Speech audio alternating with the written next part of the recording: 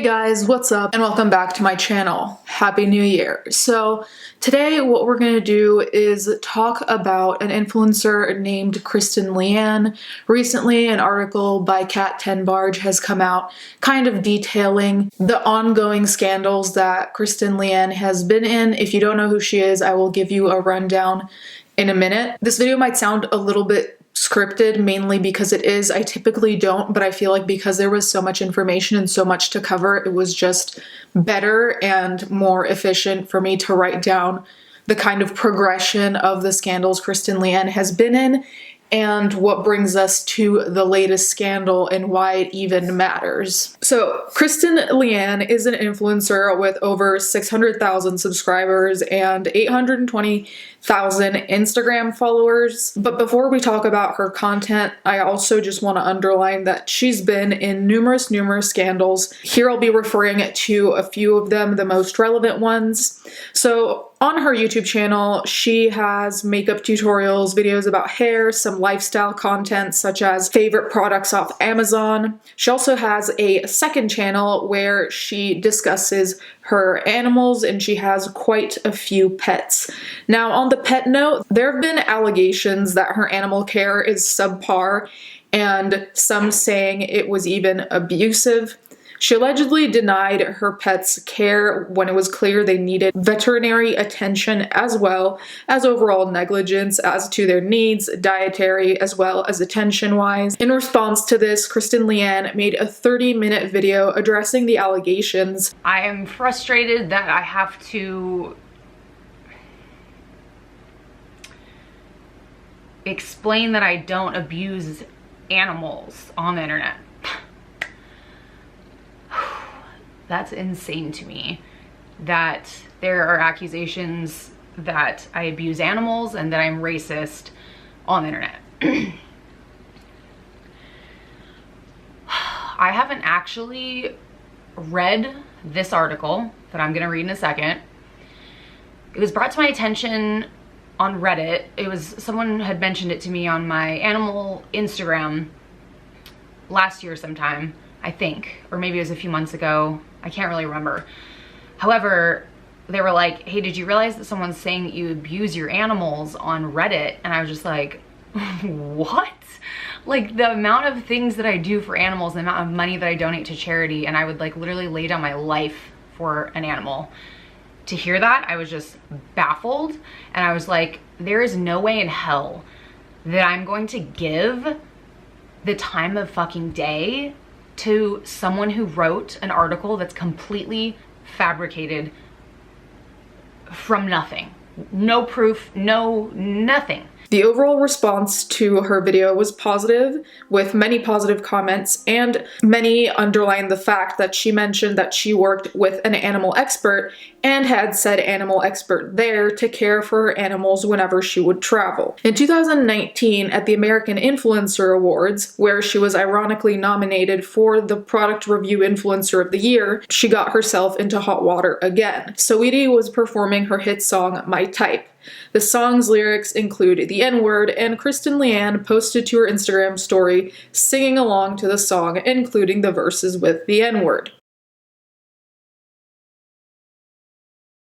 This incident became even more noted due to a tattoo that she has that includes a derogatory term.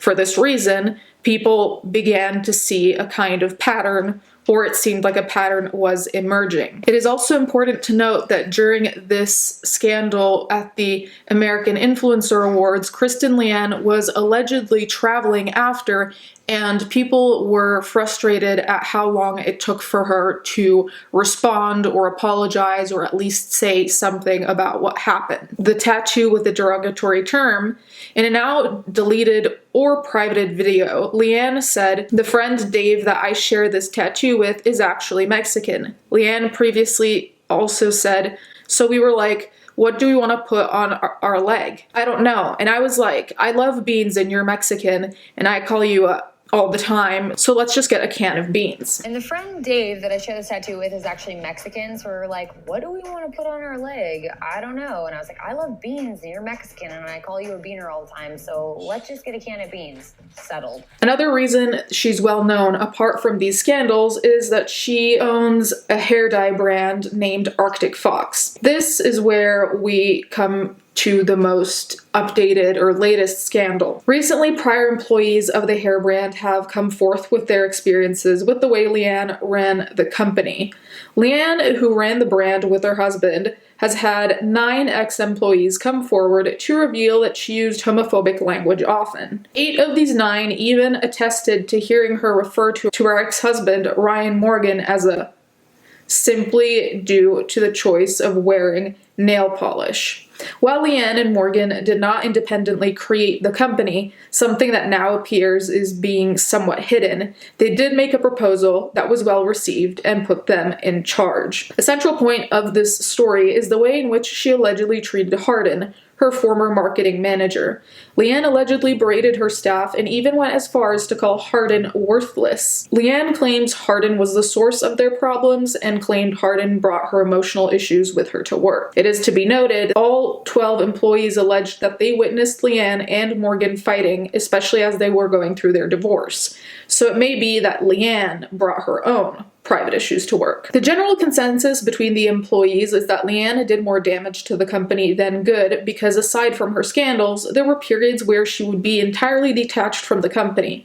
In fact, according to them, when she was in hands-off mode, the company would thrive, but when she came back, the environment was once more toxic. In June, tensions rose as protests were being had everywhere in honor of George Floyd and the BLM movement. Many of the employees said the brand should make a statement of support, but apparently Leanne and Morgan weren't sure about if they wanted to. This started debates within the company as the employees felt they were being dismissed. During this time, there was also a popular hashtag named Pull Up or Shut Up, where companies posted their staff, noting how many Black employees they had and their role in the company. Hardin opted to participate in the hashtag, mentioning there were no Black and only 2 non-white. Leanne then demanded for the post to be removed as she claimed their information is 100% private. 2 days later, after the post, Leanne demanded that they all return to the office, even though they've been commuting as the pandemic was still in full swing. Understandably, the employees felt uncomfortable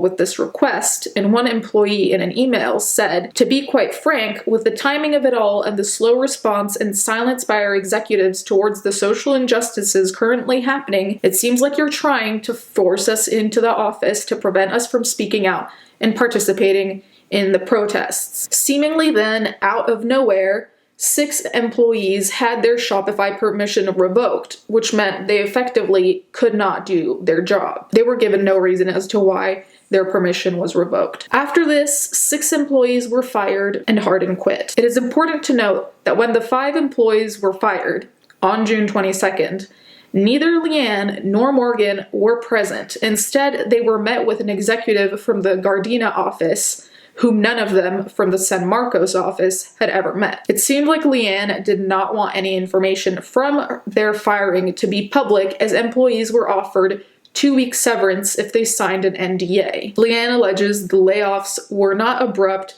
but considered heavily and had to be done due to the pandemic. However, since then, listings have been found even for the roles that had been filled by the prior employees, indicating that the pandemic likely had little to do with the layoffs. So since this article came out and people are once again discussing Kristen Leanne and the multiple scandals, especially this most recent one involving her lack of professionalism, to say the least, along with the use of slurs, she posted on her Instagram saying, "To my Fox fam, the COVID-19 pandemic has been extremely challenging to many businesses, including Arctic Fox. As a result, we were forced to lay off a handful of employees, a painful and heart-wrenching decision to keep our business operating. Unfortunately, this group of people chose to express their upset by inexplicably attacking my character. This is particularly hurtful given that I have always treated my team like family, ensuring their emotional well-being as well as fun, generous, and supportive work environment. Although I'm not a perfect person, these attacks are vicious and simply not true. My brand has always been about compassion, inclusivity, and giving back. This is who I am and will always be.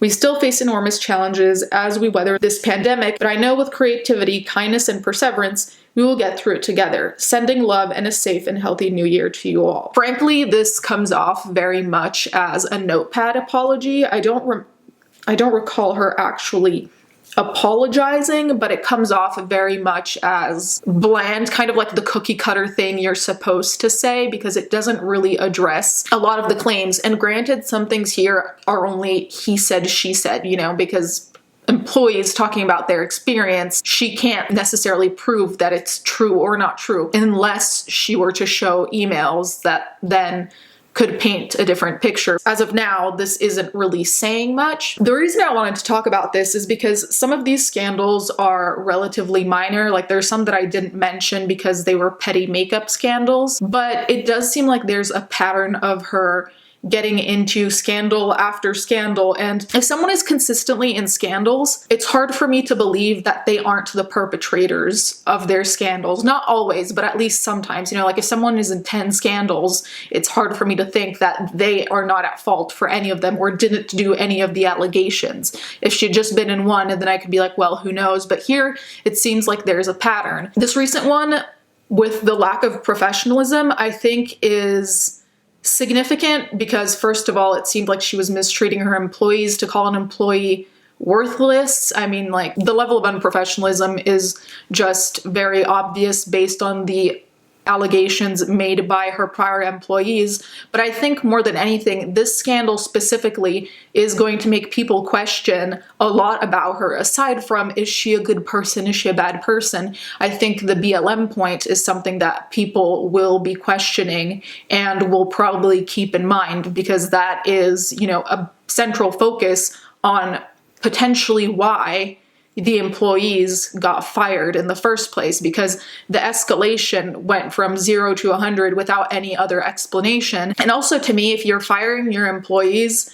because of a pandemic, you'll just be like, hey, listen, I'm sorry, but because of the pandemic, blah, blah, blah. But to fire without really an explanation, to me, says, okay, you don't want to tell them the reason, because maybe there's an argument on their end to dispute the reason you're firing them. Does that make sense? There's just a lot that to me says that my morals don't really align with hers at all. Hopefully, if anything, this might be some kind of a learning lesson, although her non-apology post denying everything to me says that the critique isn't being taken at all. And while she may feel that they're just attacking her, by relaying their experience with her, it could be a good time for her to be introspective and be like, okay, well, let me try and see if maybe I was, you know, toxic in some ways, or if I was crossing the line. Hopefully these questions are somewhere in her head or will at some point come up, so then it doesn't happen again in the future. Especially as a business owner, you don't want to get the reputation of not treating your employees properly. Anyways, guys, you can let me know what you think in the comments down below. Thank you guys so much for watching. Thank you to my patrons as always, and I'll catch you guys next time.